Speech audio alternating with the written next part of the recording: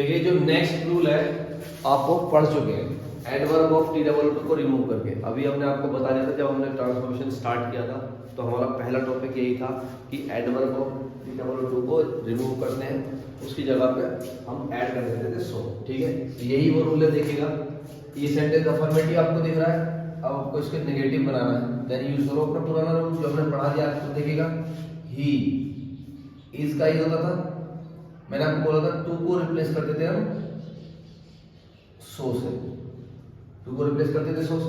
उसके बाद आती थी एडजेक्टिव, और उसके बाद आप दैट लगाते थे कंजक्शन, दूसरा सेंटेंस ऐड करने के लिए कंजक्शन दैट हो गई। अब यहाँ हमें सब्जेक्ट चाहिए होता था, अब हमें चेक ये करना है कि ये जो वर्क है ये पहला ही सब्जेक्ट करना है, तो उसी का सब्जेक्ट उठा करके यहाँ लगा देंगे। ये प्रोनाउन ही है तो यहाँ पे ही लगा देंगे ही। अब हम चेक करते थे कि सेंटेंस का टाइप प्रेजेंट है या पास्ट है। प्रेजेंट होता था तो आप यहाँ लगा देते थे कैन। अब हम ये चेक करते थे कि सेंटेंस अफर्मेटिव है ऊपर वाला, तो नॉट नेगेटिव बनाने के लिए क्या लगाएंगे नॉट, कैन नॉट हो गया। अब ये टू का और यहाँ तक पूरा जो वर्क था वो पूरा हो चुका था, अब आप लगा देते वर्क। इस सेंटेंस ये रूल मैं आपको करा चुका हूँ, बस मुझे लिखना था कि इस टॉपिक के अंतर्गत ये आता है, इस टॉपिक में ये होता है, इसलिए मुझे लिखना पड़ा। लेकिन मैंने आपको इसकी पूरी वीडियो बना के दे रखी है, removal of T double two. ये तो डबल टू होता है, T double two and two, और एक सिंगल टू भी होता है, वो भी मैंने आपको दे रखा है। तो अगर आपको ये और अच्छे से क्लियर करना हो तो मेरी ट्रांसफॉर्मेशन की सबसे पहली वीडियो देखिएगा। ठीक है, वो सारा रूल आपके क्लियर हो जाएगा, removal of T double to कैसे होता है। ओके, बहुत इजी रूल है, एक बार आप इसको ध्यान से देख लीजिए, ये यहीं से समझ में आ जाएगा। यहीं समझ में नहीं आता है देन आप मेरे फर्स्ट वीडियो पे जा सकते हैं और उसको देख सकते हैं, रूल एकदम इजीली क्लियर हो जाएगा, पूरा फंडा क्लियर हो जाएगा। ठीक है, चलिए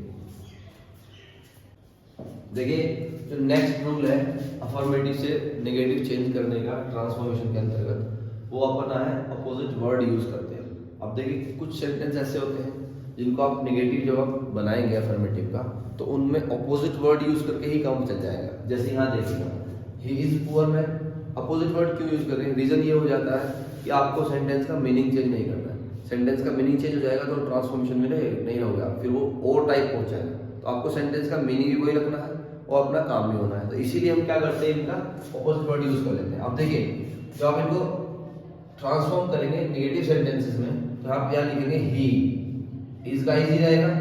अब यहाँ आप लिख दोगे he is not poor man, तो इसका मतलब सेंटेंस का मीनिंग ही चेंज हो गया।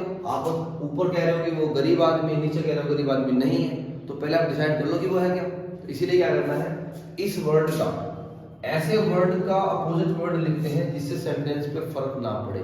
यहाँ ये कौन है, पुअर है। अब मैं अगर क्या लिख दूं, he is not rich man, rich man. अब देखिए ऐसा भी नहीं हो सकता कि मुझे इसका अपोजिट वर्ड यूज कर लिया रिच, फिर सेंटेंस का मीनिंग फिर से चेंज हो जाएगा। जैसे ही इज रिच मैन, तो वो अब अमीर हो गया, पहले गरीब था अब अमीर हो गया, तो सेंटेंस का मीनिंग फिर चेंज हो जाएगा। तो अपोजिट वर्ड के साथ नॉट भी तो देना है मुझे, तो मुझे क्या लिखना पड़ेगा, he is not rich man. ठीक है, अब सेंटेंस पढ़ लीजिए, अब दोनों का मीनिंग सेम हो जाएगा। ऊपर लिखा है वो गरीब आदमी है, नीचे लिखा है वो अमीर आदमी नहीं है। अमीर आदमी नहीं है तो कैसा है, गरीब ही है भी, तो दोनों का सेंटेंस का मीनिंग सेम हो गया। तो ये मैं समझाना चाह रहा हूँ कि इस टॉपिक के अंतर्गत अपोजिट वर्ड के अंतर्गत, इस रूल के अंदर आप क्या करेंगे, कोई भी एक वर्ड का अपोजिट वर्ड लिखेगा तो उसके आगे नॉट लगा देंगे, और वो वर्ड ऐसा होगा जिससे सेंटेंस के मीनिंग पर कोई फर्क ना पड़े। ठीक है, अब ऐसे और बहुत सारी चीजें होती है। मैंने एक नीचे सेंटेंस लिखा है आपके लिए, ये आपके लिए होमवर्क है, आप इसको बनाइएगा और देखते हैं कितने लोग सही आंसर देते हैं। इसका आप आंसर चाहें तो आप मुझे कमेंट में दे सकते हैं। ठीक है, आपका कमेंट अगर ठीक होगा, आंसर ठीक होगा, तो मैं आपको मेंशन कर दूंगा, मैं आपको हाईलाइट कर दूंगा। ठीक है, देखिए सेंटेंस आपके लिए पढ़ के दिखा रहा हूँ, इसको बनाना है आपको। शी इज ब्यूटीफुल गर्ल, वो सुंदर लड़की है।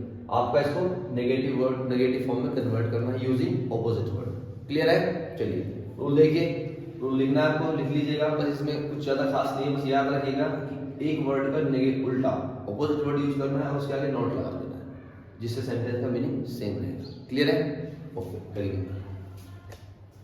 देखिए जो नेक्स्ट हमारा रूल है वो है डबल नेगेटिव का यूज करना है। अब ये डबल नेगेटिव होता क्या है, हम कहाँ यूज कर सकते हैं, इसको समझ लेते हैं पहले, ये रूल बाद में समझेंगे, रूल पे क्या करना है। ठीक है, आपके पास सेंटेंस है ही रीड्स बुक्स डेली। ठीक है, तो यहाँ याद रखिएगा, मैंने इससे पहले जस्ट एक रूल बताया आपको, अपोजिट वर्ड का यूज करना था। अब यहाँ आप मुझे बता सकते हैं इनमें से कौन सा ऐसा वर्ड है जिसका अपोजिट यूज करके सेंटेंस का मीनिंग चेंज ना हो, ऐसा कोई वर्ड नहीं। क्यों? रीड का अपोजिट होता नहीं है, रीड का अपोजिट क्या होगा? कुछ नहीं होगा। बुक्स का कोई अपोजिट नहीं होता, डेली का कोई अपोजिट नहीं होगा। इट मीन्स ये हो गया कि आप जब ऐसी स्थिति में आ जाए कि किसी वर्ड का आपको अपोजिट वर्ड ना मिले, तब आप इस डबल नेगेटिव फॉर्म का यूज करना। और ये होती क्या है, सुन लीजिएगा। आपको जो भी सेंटेंस दिया है आप उसके टेंस पे गौर कीजिए, वो टेंस कौन सा है और उसमें लगने वाली हेल्पिंग वर्ब क्या है अकॉर्डिंग टू सब्जेक्ट। ठीक है, तो वो हेल्पिंग वर्ब आप लिखेंगे सब्जेक्ट के साथ। फिर आप यूज करेंगे नॉट। नॉट के बाद आप जो यूज करते हो फेल टू, इसी को बोल देते हैं डबल नेगेटिव। एक नॉट तो ये रहा और एक फेल टू आपका ये है, तो इन दोनों को मिला के क्या बोल देते हैं? ये होता है हमारा डबल नेगेटिव। एक नेगेटिव फॉर्म ये है, एक नेगेटिविटी ये है, तो दो दो नेगेटिविटी हो गई, इसी को बोल देते हैं डबल नेगेटिव। क्लियर है? तो इसी को यूज करना है। देखिए कैसे करते हैं। सबसे पहले आप क्या लिखेंगे? सब्जेक्ट, ये हो गया। अब रीड्स कहाँ लगता था? प्रेजेंट इंडेफिनिट के अफर्मेटिव सेंटेंस में लगता था। इट मींस प्रेजेंट इंडेफिनिट में हेल्पिंग वर्ब कौन सी होती है? डू और डज होती है। अब हमारा सब्जेक्ट क्या है? ही, सिंगुलर सब्जेक्ट है, तो क्या लगाना है? डज। हेल्पिंग वर्ब लगाने में इसके बाद सब्जेक्ट के बाद, तो आप क्या लगाएंगे? डज। ठीक है, फिर अकॉर्डिंग टू देखते रहो। ही डज नॉट हो गया। देन फेल टू लगाएंगे, फेल टू, और टू के बाद हमेशा मैक्सिमम केसेस में क्या आता है? वर्ब आती है, और वर्ब की भी फर्स्ट फॉर्म आती है। वर्ब कहाँ है सेंटेंस में? रीड। आप यहां लिखेंगे रीड, कोई भी रीड्स मत लिख देना। टू के बाद केवल फर्स्ट फॉर्म आती है। ठीक है, रीड के बाद जो सेंटेंस बचा है एज इट इज लिख देंगे, रीड बुक्स डेली। ठीक है, बहुत इजी कॉन्सेप्ट है, एक बार फिर से बता देता हूं, देख लीजिएगा। देखिए इस टाइप को आप तब यूज करेंगे जब आप किसी सेंटेंस में ऑपोजिट वर्ड वाला कॉन्सेप्ट ना लगा पाए। ऑपोजिट वर्ड वाला कॉन्सेप्ट आप फेल हो रहे लगाने में, देन आप यूज करेंगे helping verb not fail to. और हेल्पिंग वर्ब क्या होती है? अकॉर्डिंग टू टेंस आती है। तो यानी कि जो सेंटेंस आपको गिवन है उसका टेंस चेक करो, टेंस कौन सा है, और अकॉर्डिंग टू सब्जेक्ट उस हेल्पिंग वर्ब को लेकर के आ जाओ। अभी ये प्रेजेंट इंडेफिनिट में था तो हेल्पिंग वर्ब डज नॉट हो गई। अगर ये पास्ट इंडेफिनिट में होता तो डिड नॉट हो जाता। ठीक है, ऐसे जिस भी टेंस में ये होगा उसी का आप हेल्पिंग वर्ब लेकर के आएंगे, उसी के आगे नॉट लगाएंगे, उसी के आगे फेल टू लगाएंगे, और फिर वर्ब लगा करके सेंटेंस पूरा ऐसे लिख देंगे। इट मींस क्लियर है ना बात ये? ओके, अब आपके लिए फिर से देखिए होमवर्क है, आप ये सेंटेंस खुद से बनाइएगा। जब अगर आपको वीडियो समझ में आ रही है, कॉन्सेप्ट क्लियर हो रहा है, तो आप बना सकते हो। छोटा सा सेंटेंस दिया मैंने, she will buy a phone. आपको ये हिंट दे देता हूँ, इसमें हेल्पिंग वर्ब ऑलरेडी गिवन है, वहां नहीं थी, वो मैंने बना के दिखा दिया, यहाँ गिवन है।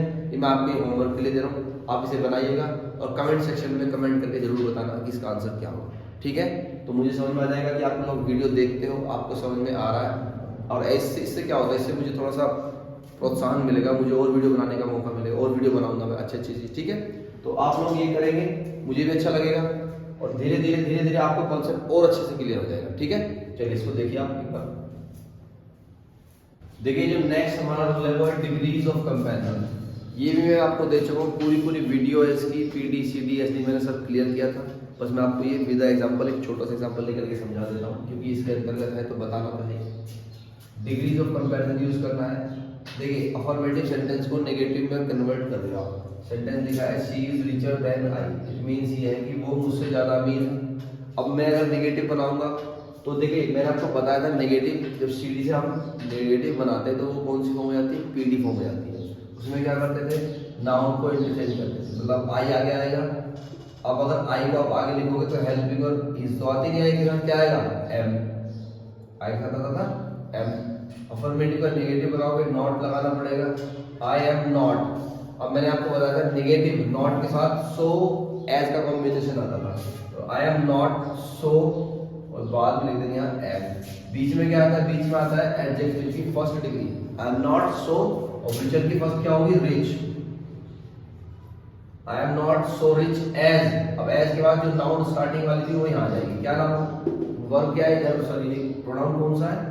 जो भी नाउन प्रोनाउन के चक्कर में ना पड़ो आप ये याद रखिए कि जो सब्जेक्ट शुरू में लिखा है ना उसको आप उठा के लास्ट में लिखेंगे, दैट्स इट। ठीक है, चाहे वो नाउन हो, चाहे वो प्रोनाउन हो, चाहे वो किसी का नेम हो, कुछ भी हो, आपको उसको उठा करके कहाँ लिख देना? लास्ट में लिख देना। अब क्या लिखा है? स्टार्टिंग में शी लिखा है, प्रोनाउन है उसको आपने यहाँ पर रख दिया, सेंटेंस ओवर। ठीक है, देख लीजिएगा अभी जो इसका मीनिंग था, यहाँ भी उसका मीनिंग सेम वही है। She is richer than I, वो मुझसे ज्यादा अमीर है, अभी भी ये लिखा है। I am not so rich as she, मैं इतना अमीर नहीं जितनी वो है, मतलब अभी भी मैं उससे कम अमीर हूँ।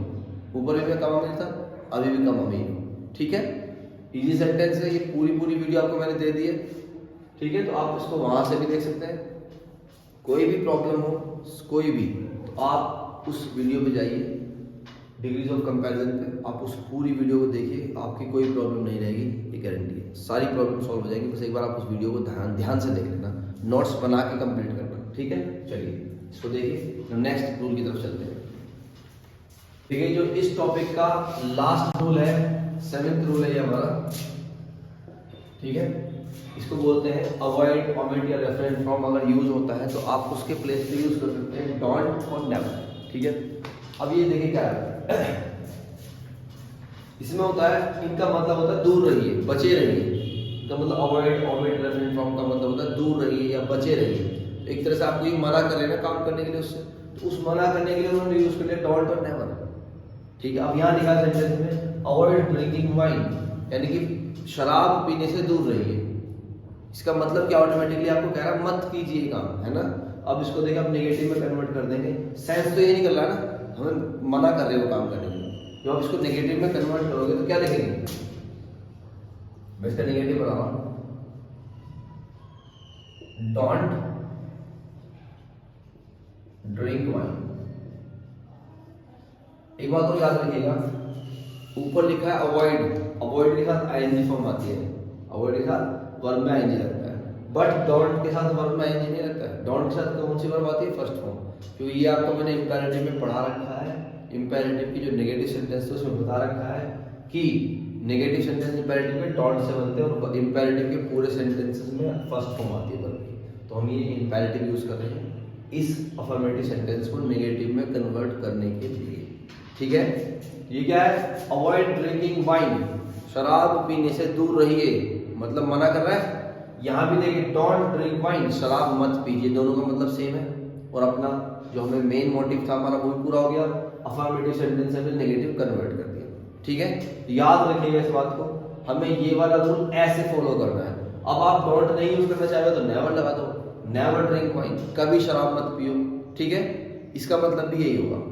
डोंट या नेवर दोनों में से जो चाहे आप यूज कर सकते हो, लेकिन होंगे स्टार्टिंग में यूज।